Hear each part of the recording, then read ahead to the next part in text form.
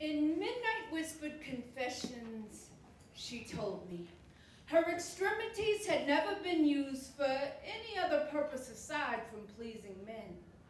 But long, long before that, I knew her win, knew her smile as though my own reflection can even now resurrect the tone inflections that still haunt my resting.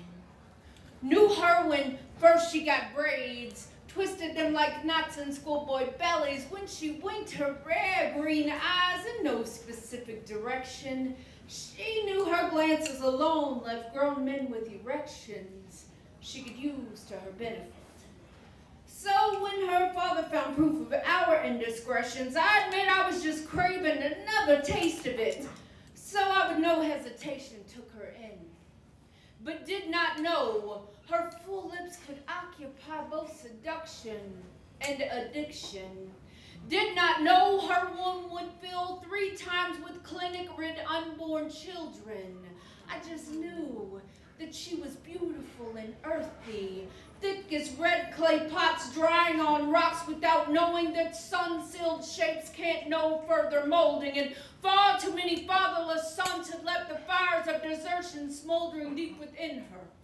And no amount of holding, no amount of consoling her after night terrors, no amount of loving her without judgment was ever enough to heal her. For lying deep within lay the residual echoes of all those men telling her, "Bitch, you ain't good enough for love." But long, long before that, I knew her win. See, she and I were like young children, before she was too far gone and I was too far away to wrap my arms around her quickly shrinking frame, before I could convince her that her value was in more than just boots and heroin packs, more than the riddled tracks which laid upon her battered, sunken skin, before I could empower her with the truth of who she truly held within.